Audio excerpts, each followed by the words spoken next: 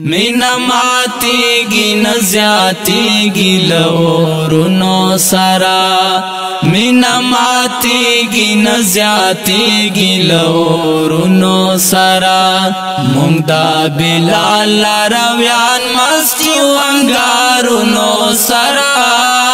بسم الله الرحمن الرحیم.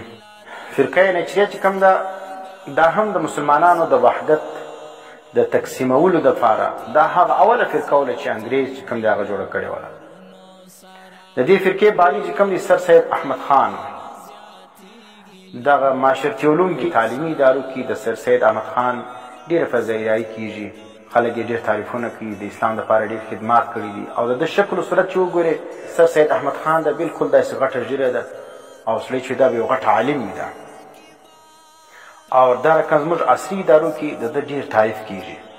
نو هغه شکل و صورت او د تاریخ ته چې وګورې ته دا خو تر شیخ الهند هم ډېر غټ خدمت کړي، دا به تر قاسم نانوتوي هم غټ خدمت کړي.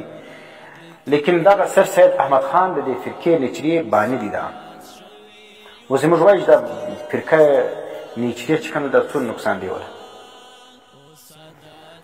دغه سر سید احمد خان په اول سر کې غیر مقلد ولو. دغه وروسته یې دعوه وکړه د اجتهاد چې زه مجتهد یم.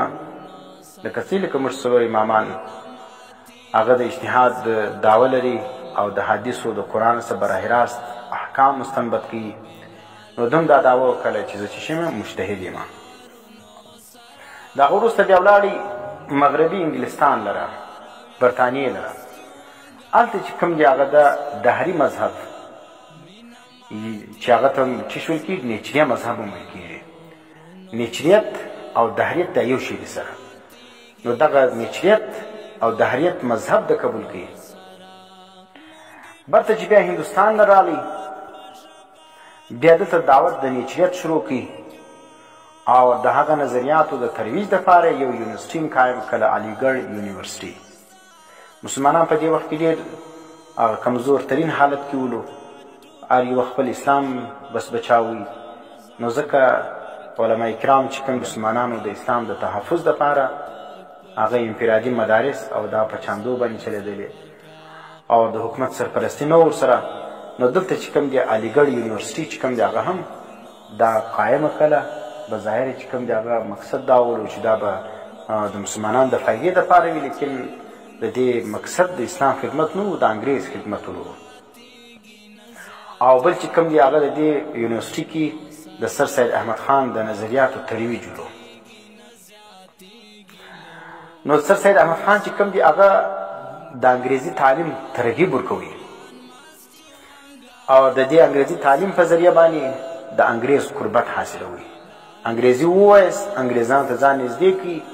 نو چې انګریزانو ته ځان نږدې کړي د انګریز سره په ژبه پوه شولاست د هغه وروسته به بیا تاسو ترقي کوي. د ده دا نظریه وله.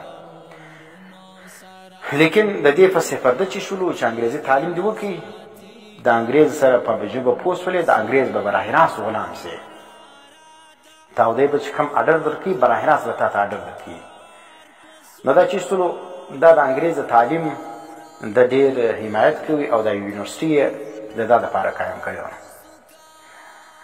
په ابتدا کې علمای دیوبند هم د دې یونیورسټي په حق کې ولو، لیکن څه وخت بیا د دې په فساداتو په حقایقو باندې خبر سولو. سر سید احمد خان د نظریاتو تبدیل هم کړې ده. د دې فرقې سره تعلق لرونکي کې څه مشهور شخصیات هم دي چې د هغو تعلق د دې فرقې نجریې سره دی. په هغه کې یو شاعر دی الطاف حسین حالي چې دی مصنف دی د مسدس حالي. دا مسدس حالي چې کوم دی دا الطاف حسین حالي لیکلی دی. دا ښه اشعار یې لیکلي دي خو لیکن د تعلق هم د دې فرقې سره ولو. بل یو مشهور شخصیت چې کوم دی هغه علامه شبلی نعماني صاحب دی. دا شبلی نعماني چې کوم دی دا شاګرد د چا ولو؟ دا د سر سید احمد خان ولو. بحث د عقاید هغه کې د معجزاتو کې شبلی نعماني کتاب کتل دا مناسب نه دی. د دې فرقې عقاید څه دي؟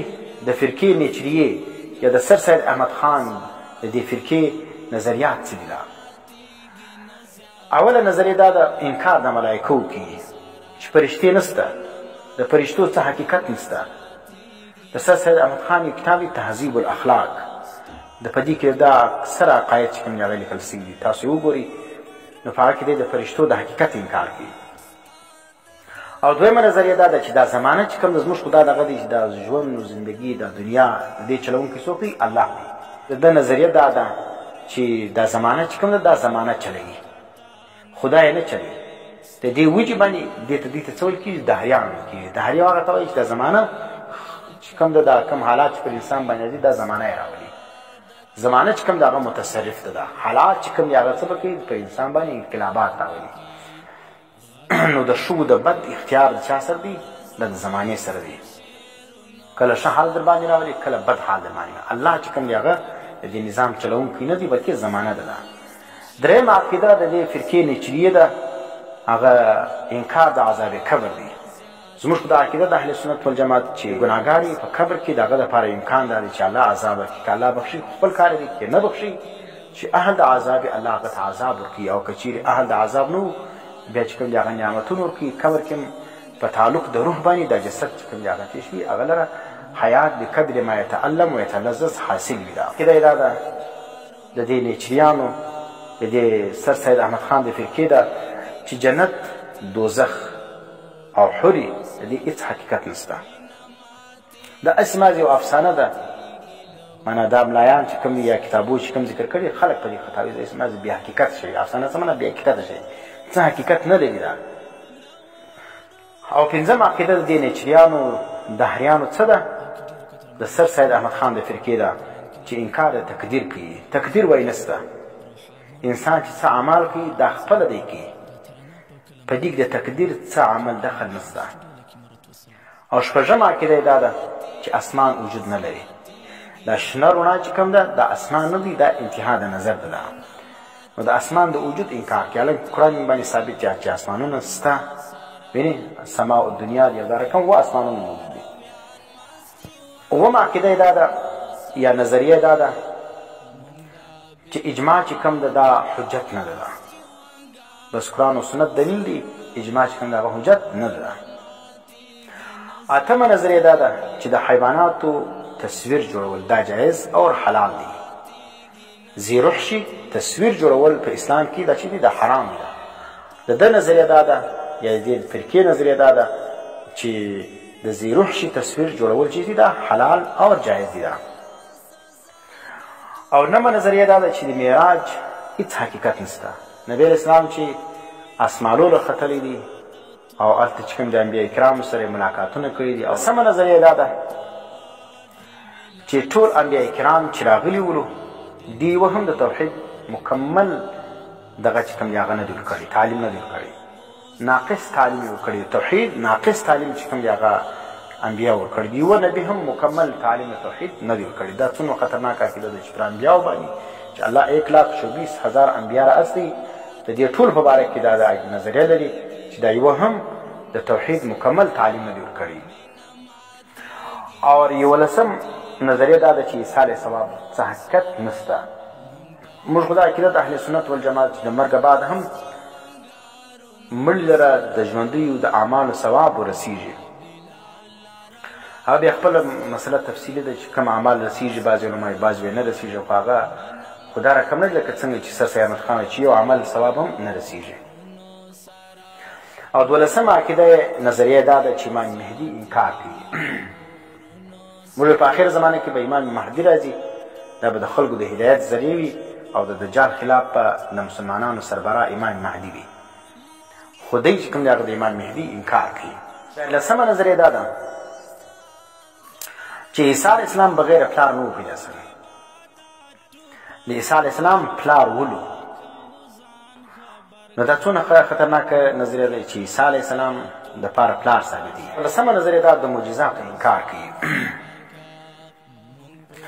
حالانکه په حدیث صحیحو باندې چې څومره قدر معجزات ثابت دي د هغو ټولو انکار کوي. حکم شریف دې فرقې څه دی چې څوک د دې نظریاتو حامل وي دا سړی چې کوم دی هغه د اسلام څخه د دایره اسلام څخه خارج دي. دا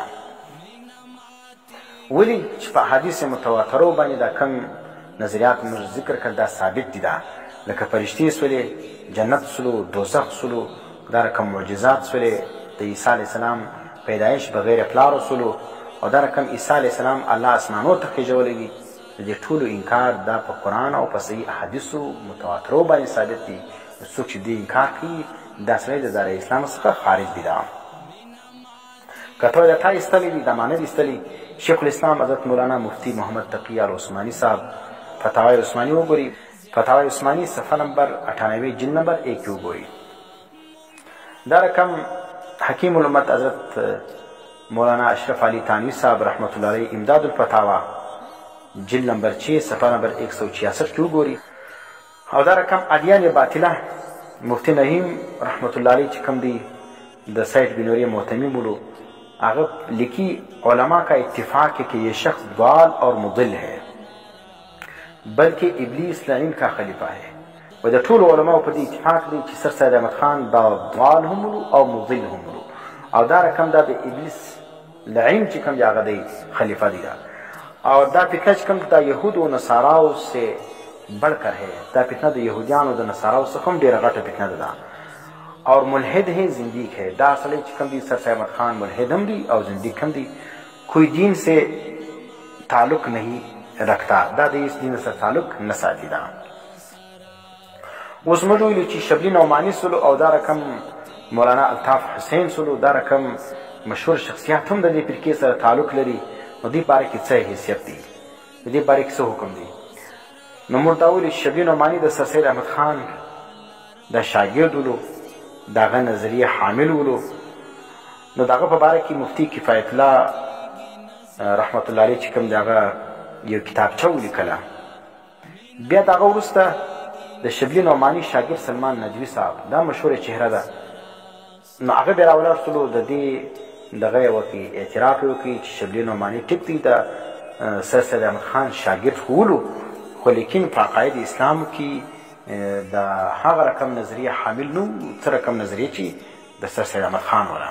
سلمان نجوي صاحب رحمت الله علیه هغه لیکلي وو چې اعتراف نامه یې شایع کړې وله چې شبلی نعمانی په عقاید اسلام کې د اسلام پابند وو او د فلاسفو و د دهریانو د عقاید څخه بیزار وو، لہذا ان کی تکفیر کرنا درست نہیں ہے.